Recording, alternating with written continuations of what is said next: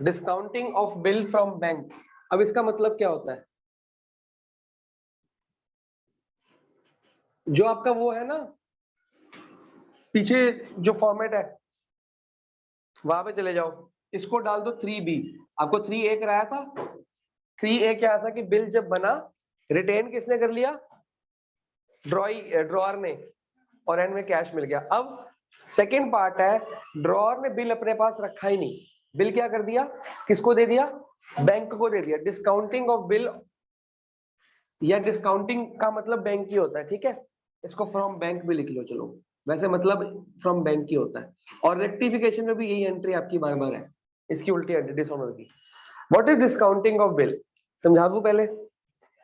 एक है ड्रॉअर और ये कौन है, ड्रॉइंग। ये गुड सेल करेगा इसको,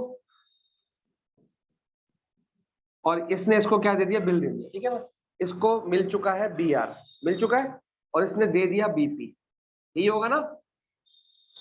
अब ये BR खुद रखा, आपने होमवर्क में क्वेश्चन कर लिया सर, इसने बिल खुद रखा, 3 महीने हो गए, कैश ले लिया, BR फाड़ दिया, कैश ले लिया। अब हुआ क्या, बिल था 3 मंथ्स का, बिल था 1 लाख रुपए का। 1 महीने बाद इसको पैसों की जरूरत पड़ गई, इसको, क्योंकि इसने इससे लेना था ना पैसा, गुड्स यहां से यहां गए तो पैसा यहां से आना था। अब इसको 1 लाख रुपए की जरूरत पड़ गई, इसने इसको फोन किया कि यार तेरा बिल 3 महीने का है, उसमें से 1 महीना क्या हो चुका है, निकल गया, अभी 2 महीने रिमेनिंग है, 1 महीना निपट गया, 2 महीने और है। तू कुछ कर सकता है कि मेरे को 2 महीने पहले पेमेंट कर दे, वो क्या करेगा, मना कर देगा, क्योंकि उस, हाँ दोस्ती यारी हो तो शायद मान भी जाए, अगर उसका कैश पड़ा हो तो दे भी दे, बट लीगली ये इस पे केस कर सकता है कि पेमेंट पहले नहीं दे रहा, वो नहीं। और वो लीगली मना कर सकता है कि नहीं कर सकता, वो सीधा आएगा भैया 3 महीने के बाद, 3 महीने हो रहे हैं मेरे पास, उसके बाद मिली हो मेरे से। और उसने सीधा जवाब दिया कि भैया मैंने ऑलरेडी पेमेंट नहीं थी मेरे पास, तभी तो मैंने बिल बनाया, क्योंकि मेरा पैसा 3 महीने बाद आना है कहीं से। अब ये परेशान, ये क्या करे, इसको किसी को देने थे पैसे या कुछ करना होगा, ये सबसे पहले कहा जाएगा, फर्स्ट केस में तो खुद इसको पैसे की जरूरत नहीं पड़ी, ये चला जाएगा बैंक के पास, जो इसका खुद का कमर्शियल बैंक होगा। क्या कह रहा है, लोन नहीं, ये बैंक के पास चला जाएगा, बैंक को बोलेगा कि मेरे पास 1 लाख रुपए का बिल पड़ा है, ये किसी और बैंक में नहीं जाएगा, सिर्फ अपने बैंक में जाएगा। और ये 12th तक ये चलेगा काम, 12th क्लास के अंदर भी इकोनॉमिक्स में आएगा ये कंसेप्ट। 12th क्लास में एक चैप्टर है मनी एंड बैंकिंग, उसमें बैंकिंग में बैंक के फंक्शन आए जाते हैं कि बैंक क्या काम करता है। उसमें एक फंक्शन होता है कि बैंक बिल डिस्काउंट करता है हमारे। ऑब्वियसली मैं किसी और बैंक में जाऊंगा नहीं जो मेरे को जानता नहीं है, जहां मेरा अकाउंट है वहीं जाऊंगा। मैं अपने बैंक में गया, मैंने बोला कि सर मेरा 1 लाख रुपए का बिल है, मेरे को अर्जेंट पैसों की जरूरत है, प्लीज इसको डिस्काउंट कर दो। अब व्हाट इज डिस्काउंट, वो क्या करेंगे, ये जो बिल मेरे पास था, अभी बिल में मैंने यहाँ से अपने पास से किसको दे दिया, बिल किसको दे दिया, बैंक को। बिल के पर्चा किसके पास चला गया, बैंक के पास। बैंक मेरे को इन रिटर्न क्या दे देगा, 1 लाख रुपए मेरे अकाउंट में ट्रांसफर कर देगा, कैश में। बैंक कभी कैश नहीं देता, मेरे अकाउंट में ट्रांसफर करेगा बैंक अकाउंट में, ठीक है। 1 महीना बिल मेरे पास था, 2 महीने कहां पे पड़ा रहा, 1 महीना मेरे पास, 2 महीने बैंक के पास पड़ा रहा। 2 महीने के बाद जब 2 महीने पूरे हो जाएंगे, बैंक किसके पास जाएगा, और इससे वापस से अपना 1 लाख रुपए ले लेगा। बैंक को अपना 1 लाख मिल गया, मेरे को मेरा 1 लाख पहले ही मिल गया था, मेरा रोल तो खत्म हो गया ना। क्या मैं दोबारा इससे पैसे मांग सकता हूँ बिल 2 महीने बाद, क्योंकि मेरे को तो 1 लाख मिल गया, एक ही बार मिलेगा। अब बैंक को क्या फायदा हुआ, कोई फायदा नहीं हुआ। बैंक कहेगा मैंने तुम्हें 1 लाख रुपए दिया और मेरे को 1 लाख, मेरा क्या फायदा। पहली बात तो आपसे क्वेश्चन एग्जाम में थ्योरी में आएगा, बैंक रखेगा जो बिल, क्योंकि बिल एक लीगल टर्म है। बैंक को पता है कि अगर बिल अगर बाई चांस ये डिसऑनर कर देता है तो मेरा पैसा नहीं मरेगा। अगर डिसऑनर करता है, मना कर देता है, बैंक किससे पैसे लेगा, मेरे से, क्योंकि मैंने इसको बिल दिया, बिल बैंक ने मेरे को पैसा दिया है। इन केस ऑफ डिसऑनर की ये मुकर जाता है पैसों से, बिल फट जाएगा, बिल तो वही फट जाएगा, कैंसिल हो जाता है। बैंक से मेरे पास आएगा, भैया उसने पैसे नहीं दिए, मेरे को पैसा वापस कर। बैंक मेरे से पैसा वापस ले लेगा, बैंक का कोई नुकसान नहीं होता, ठीक है। और अगर मैं भी वो कर तो बैंक मेरे पे केस कर सकता है, उस पे केस नहीं कर सकता, क्योंकि मैंने बैंक को पैसा बिल दिया था।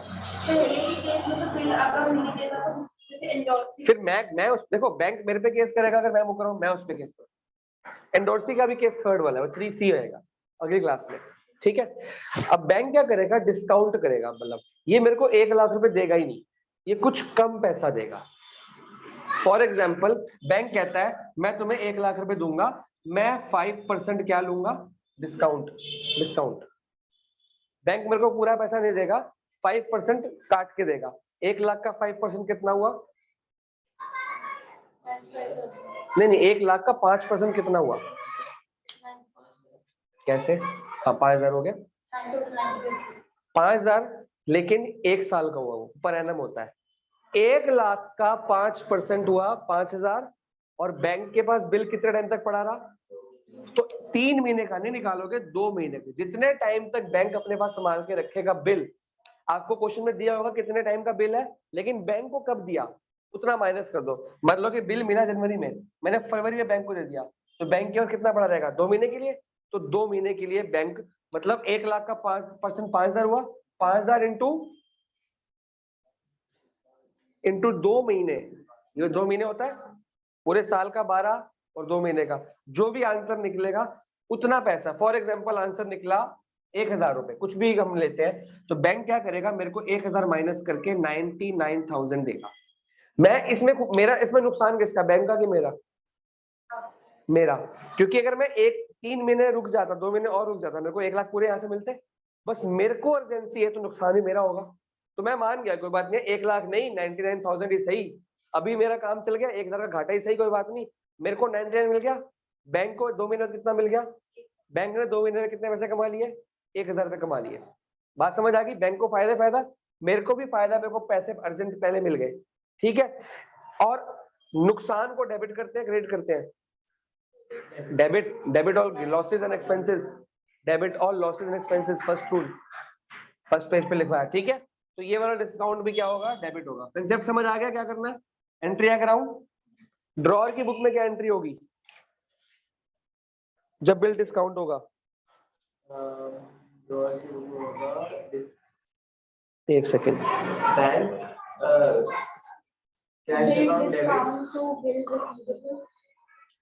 सबसे पहले ड्रॉअर के अकाउंट में वो एंट्री तुम कर दोगे, सेकंड एंट्री बिल बनने की।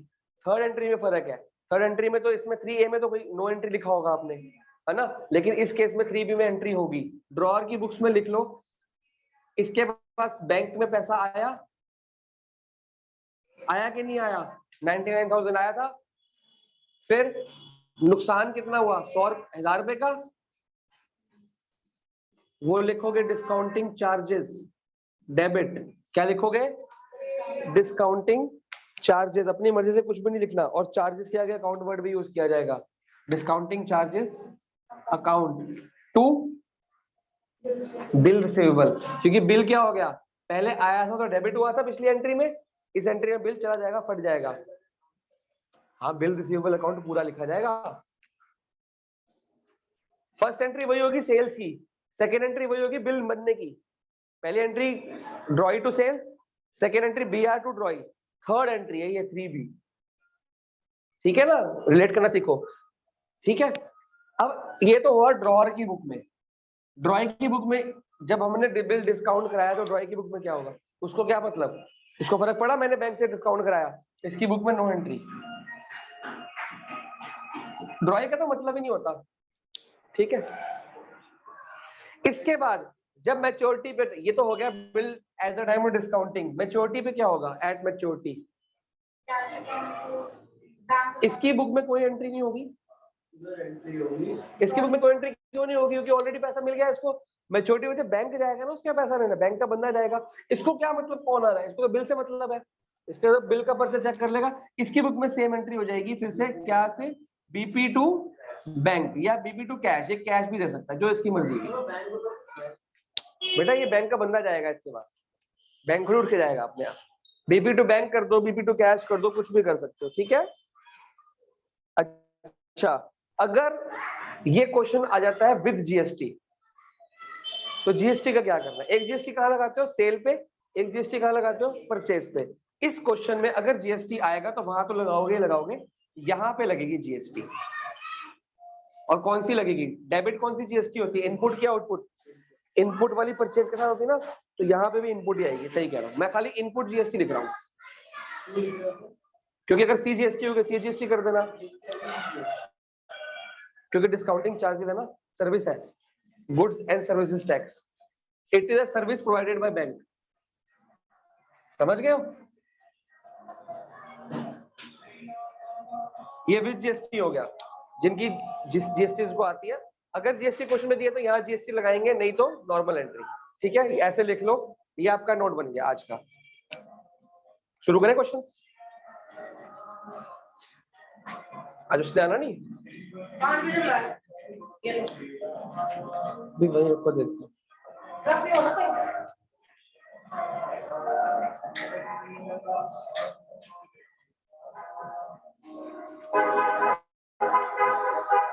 हटा दूं इसको, हटा दूं? लिख लिया? मैंने लिख लिया। ये कहाँ लिख रहा है बेटा? वहां लिख, जहाँ पे वो चार्ट बनाया था वहां लिखना है। तू भी कहीं भी लिख रहा है भाई, नहीं होगा। ये देख, ऐसे टेबल बनेगा पूरा। बुक का बड़ा बेकार है, समझ नहीं आएगा, बाद में खुद ही रोएगा। मजाक नहीं कर रहा हूँ, क्योंकि फाइनल में भी आएगा जब, अभी तो एग्जाम में दे दोगे, बाद में भूल जाओगे एंट्री। मैंने लाइन वाइज कहा था बनाने को, और जब चैप्टर रिवाइज करोगे पहले सारी एंट्रीज लर्न करोगे, फिर आगे जाओगे। बिठा दूं? अगला क्वेश्चन देखो, देखो खुद ही राइटिंग समझ आ जाती, कहाँ ढूंढेगा चीजें तू बेटा। लास्ट में ना हॉरिजॉन्टल करके पूरा फॉर्मेट बना, अभी क्लास के में बना के जाइयो, यही काम करता रहो, खुद ना कुछ करियो। लिखने की आलस है तेरे को, उसका खुद का ही समझ, उसको खुद ही नहीं पता क्या लिखती क्या पढ़ती है। अभी कहाँ लिखा तूने? अभी लिख लिया तूने? चलो विनोद, अगला क्वेश्चन क्या है? नाम क्या है बंदे का? है दरबारा सिंह फॉर 1000 ऑन 1 Jan इतने। ही ड्यू ऑन द, पहले लास्ट लाइन पढ़ लो, किसकी बुक में बनानी है? विनोद की भी। और तो पहले इन द बुक्स ऑफ लिख लो, यहाँ पे heading Vinod, in the books of.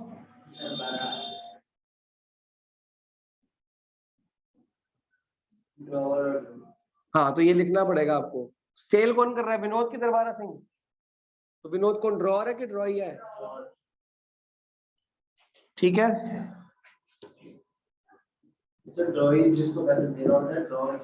जो सेल करता है ड्रॉअर, जो परचेज करता है ड्रॉई, सिंपल सी बात। ठीक है, पहली एंट्री इसकी बुक में, डेट क्या है?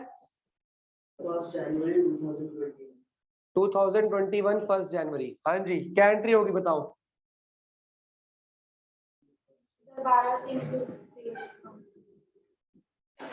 ठीक है मयंक, दरबारा सिंह सेल्स होगी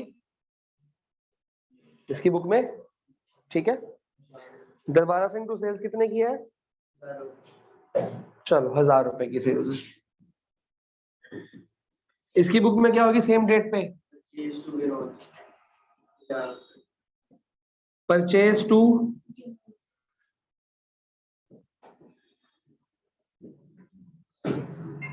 ठीक है। अगला, आगे देखो, क्वेश्चन पूरा नहीं पढ़ना, एक लाइन पढ़ी मैंने, एक लाइन पढ़ी है मैंने, एंट्री कर दी, छुट्टी। फिर अगली लाइन पढ़नी है।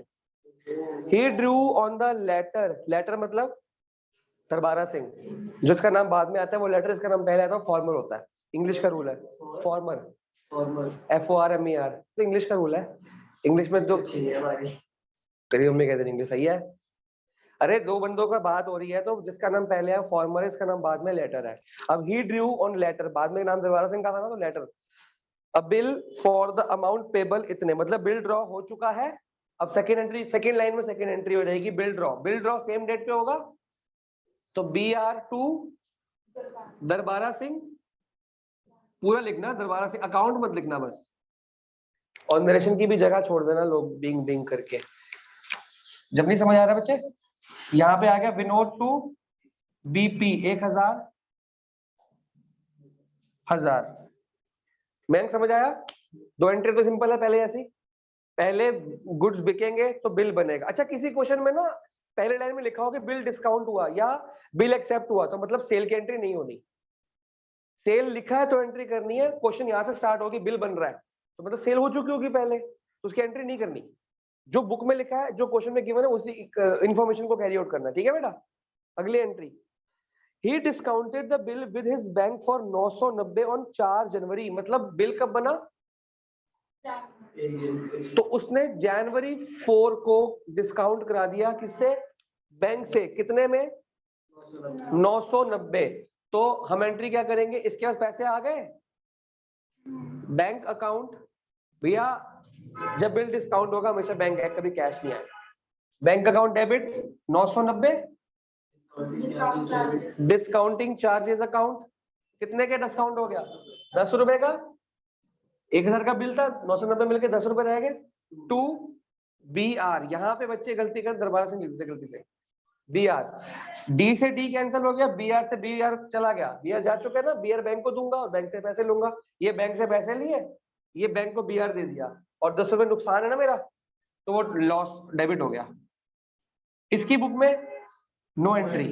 उसका तो मतलब ही ना, कहानी समझ पा रहा है? इसको ऐसा स्टोरी समझेगा ना तो रियल में प्रैक्टिकल लाइफ में क्या हो रहा है तो मुश्किल नहीं होगा। फिर the bill was met on maturity. अब मैच्योरिटी की डेट कौन सी होगी भैया? No entry. इसकी बुक में कोई एंट्री नहीं होगी। पैसा तो बैंक को मिलेगा, बैंक अपनी एंट्री करेगा, बैंक टू बी आर, वो बैंक करेगा बैंक टू बी आर। लेकिन यहाँ पे अप्रैल 4 कोई एंट्री नहीं, यहाँ पे डाल दो अप्रैल 4। ये बीपी टू अब कैश कर देगा या बैंक कर देगा वो डिपेंड करता है। आप लोग ऐसे भी कर सकते हो एंट्री। बैश मैम से पूछना ये बात, क्योंकि मार्क्स तो मैम ने देने, मैंने देने नहीं है। अब ये बैंक को 990 नहीं देगा, इसको तो पता भी 990 का क्या गेम हुआ, इसको तो मतलब ही नहीं ना कोई। इसके पास तो हर बात देखो, चाहे 4 केस है, लास्ट टाइम था ड्रॉ रिटेन करेगा, second case discounting, third case endorse कर दिया, चौथा है बिल सेंड फॉर कलेक्शन। चारों में पंगा ना यहाँ पड़ेगा इस एंट्री में। इसका कोई मतलब ही नहीं, इसकी एंट्री हमेशा सेम रहती है, इसकी कभी चेंज नहीं होती। एंडोर्स कर दोगे तब भी एंडोर्सी, इसका क्या मतलब? और ये पेमेंट दे देगा एंडोर्सी को, बीपी टू कैश, बैंक को बीपी टू कैश, मेरे को बीपी टू कैश। इसको कोई मतलब ही नहीं होता, इसकी एंट्री पक्की सेम है। लर्न आपको ये वाली एंट्री करनी है। डिस्काउंटिंग चार्जेस अकाउंट और bills receivable account. Bills receivables S भी आएगा, बिल्स में भी एस, रिसीवेबल्स में भी एस। जिनका हो गया वो अगला क्वेश्चन कर सकते हैं।